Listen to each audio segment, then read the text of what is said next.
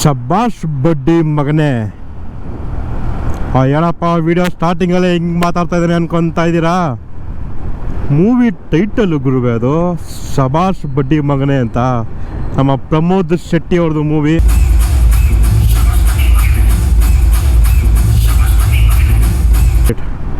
February 28ಕ್ಕೆ release ಆಗಿದೆ. ನಾನು ಈಗ ಜಸ್ಟು ಇವತ್ತು ಹೋಗಿ ನೋಡಿಕೊಂಡು ಬಂದಿರುವೆ. ಅದು ಒಂದು ಡೈಲಾಗ್ ಇದೆ, ನೀವು ಟ್ರೇಲರಲ್ಲೂ ನೋಡಿರ್ತೀರ, ನನ್ನ ಬ್ಲಡ್ಗೆ ಪೊಲೀಸ್ ಯೂನಿಫಾರ್ಮ್ ಅಂಟ್ಕೊಂಡ್ಬಿಟ್ಟಿದೆ ಅಂತ. ಪ್ರಮೋದ್ ಶೆಟ್ಟಿ ಅವ್ರನ್ನ ತುಂಬ ಪೊಲೀಸ್ ಕ್ಯಾರೆಕ್ಟರ್ ನೋಡಿ ನೋಡಿ ಆ ಯೂನಿಫಾರ್ಮ್ ಅವ್ರಿಗೆ ನೀಟಾಗಿ ಸೂಟ್ ಆಗುತ್ತೆ ಗುರು. ಅಂದ್ರೆ ಆ ಮನುಷ್ಯನ ಬಾಡಿ, ಆ ಫಿಸಿಕ್ ಏನುಗಳು, ಬೇಕು ಅಂದಾಗ ದಪ್ಪ ಮಾಡ್ಕೊತಾರೆ, ಬೇಡ ಅಂದಾಗ ಸಣ್ಣ ಮಾಡ್ಕೊತಾರೆ. ಆ ಲಾಫಿಂಗ್ ಬುದ್ಧ ಮೂವಿಲೂ ಅಷ್ಟೇ, ಮೂವಿಲಿ ಆ ರೇಂಜಲ್ಲಿದ್ದಾರೆ. ಪ್ರಮೋಷನ್ಗೆ ಅಂತ ಬಂದಾಗ ಸಣ್ಣ ಹೋಗಿದ್ದಾರೆ. ಈ ಮೂವಿಲೂ ಅಷ್ಟೇ, ಏನು ಹೊಟ್ಟೆ ಅಷ್ಟು ದಪ್ಪ ಆಗೋದು ಸಣ್ಣ ಆಗೋದು ಈ ಮನುಷ್ಯಗೆ ಆಟ ಆಗ್ಬಿಟ್ಟಿದೆ ಅನಿಸುತ್ತೆ.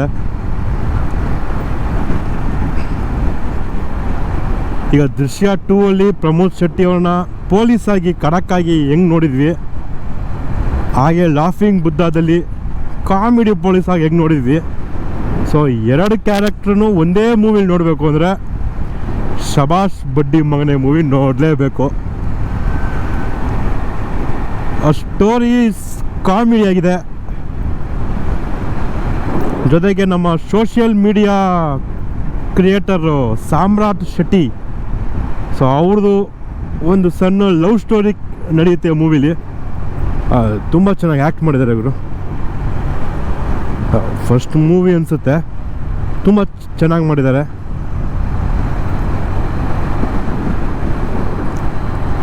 ಆಮೇಲೆ ನಮ್ಮ ಶಂಕರ್ ಅಶ್ವಥ್ ಅವರು ಇದರಲ್ಲಿ ಪ್ರಮೋದ್ ಶೆಟ್ಟಿ ಅವರ ತಂದೆ ಪಾತ್ರ, ಜೊತೆಗೆ ಹೆಡ್ ಕಾನ್ಸ್ಟೇಬಲ್, ಸ್ಟೇಷನ್ನಲ್ಲಿ ಹೆಡ್ ಕಾನ್ಸ್ಟೇಬಲ್ ಇವರು.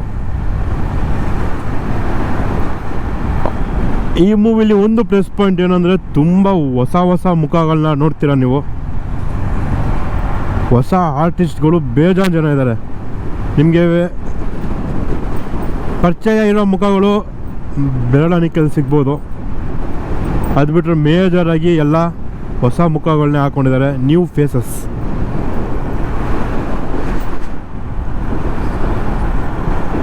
ಸೊ ಸ್ಟೋರಿ ಲೈನು ಸಿಂಪಲ್ ಆಗಿ ಹೇಳ್ಬೇಕಂದ್ರೆ, ಸೋಮಾರಿ ಆಗಿರೋ ಒಬ್ಬ ಇನ್ಸ್ಪೆಕ್ಟರು ಒಂದು ಕೊಲೆ ಕೇಸ್ನ ಹೆಂಗೆ ಸಾಲ್ವ್ ಮಾಡ್ತಾನೆ. ಹುಟ್ಟು ಸೋಮಾರಿಗಳು ಇನ್ಸ್ಪೆಕ್ಟರು. ನಮ್ಮ ಪ್ರಮೋದ್ ಶೆಟ್ಟಿ ಅವರು ಈ ಮೂವಿಲಿ ಕ್ಯಾರೆಕ್ಟರ್ ಬಗ್ಗೆ ಹೇಳ್ತಾ ಇರೋದು. ಹುಟ್ಟು ಸೋಮಾರಿ, ಕುಂತ ಕಡೆ ನಿಂತ ಕಡೆ ಬರೀ ಮಲಗದೆ ಅಂಥ ಸೋಮಾರಿ ಇನ್ಸ್ಪೆಕ್ಟರು ಕೊಲೆ ಕೇಸ್ನ ಹೇಗೆ ಸಾಲ್ವ್ ಮಾಡ್ತಾನೆ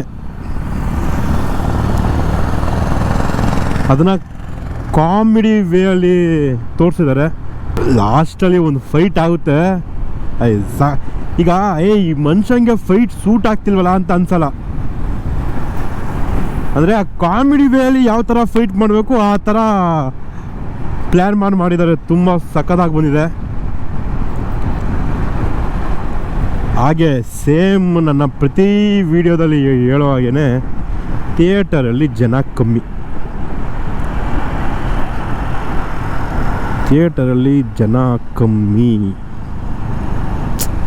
ಬೇಜಾರಾಗುತ್ತೆ ಸ್ವಲ್ಪ. ಮೈಸೂರಲ್ಲಿ ಒಂದೇ ಥಿಯೇಟ್ರ್ ಅಂದರೆ ಸಿಂಗಲ್ ಸ್ಕ್ರೀನ್ ಥಿಯೇಟ್ರಲ್ಲಿ ಒಂದರಲ್ಲೇ ಮೂವಿ ಇರೋದು ಪದ್ಮ ಟಾಕೀಸು. ಸೊ ಈಗ ಜಸ್ಟು ಅಲ್ಲಿಂದನೇ ಮೂವಿ ನೋಡ್ಕೊಂಡು ವಾಪಸ್ ಬರ್ತಾಯಿದ್ದೀನಿ. ಮೂವಿ ನಿಜವಾಗ್ಲೂ ಅಂದರೆ ಕೊಟ್ಟಿರೋ ಕಾಸಿಗೆ ವರ್ತಿಟ್ಟು. ಎಲ್ಲ ಮೂವಿನ ಹಿಂಗೆ ಅಂತಾನೆ ಅಂತ ಹೇಳ್ತಾ ಇರ್ತೀರ. ನನ್ನ ಕನ್ನಡ ಮೂವಿನ ನಾನು ಯಾವತ್ತೂ ಪಾಸಿಟಿವ್ ಆಗಿ ಹೇಳೋದು. ಹಂಗಂತ ಮೂವಿ ಚೆನ್ನಾಗಿಲ್ಲ ಅಂತಲ್ಲ, ಮೂವಿ ನಿಜವಾಗ್ಲೂ ಚೆನ್ನಾಗಿದೆ, ಕಾಮಿಡಿ ಆಗಿದೆ. ಎಂಟರ್ಟೈನ್ ಮಾಡೋಕ್ಕೆ ಏನೇನು ಯಾವ ಥರ ಡೈಲಾಗ್ ಬರಿಬೋದೋ, ಸ್ಟೋರಿನ ಯಾವ ಥರ ತೊಗೊಂಡೋಗ್ಬೋದೋ ಡೈರೆಕ್ಟರು ಎಲ್ಲ ಥರ ತೊಗೊಂಡೋಗಿದ್ದಾರೆ.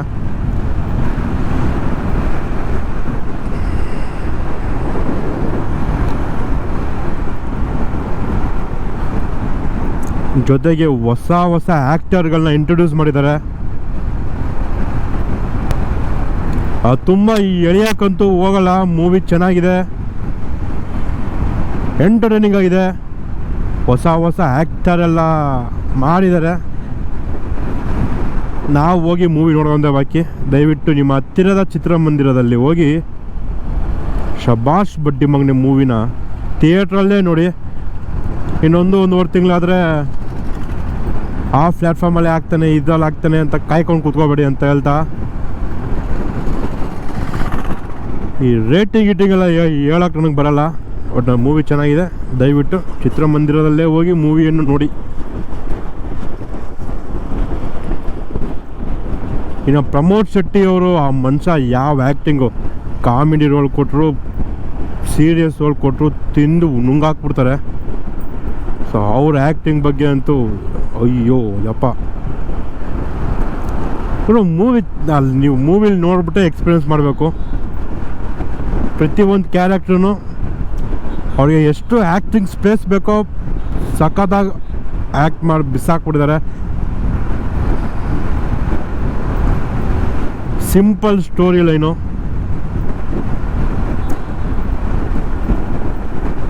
ಕಾಮಿಡಿಯಾಗಿ ಎಂಟರ್ಟೈನಿಂಗ್ ಆಗಿದೆ ಮೂವಿ.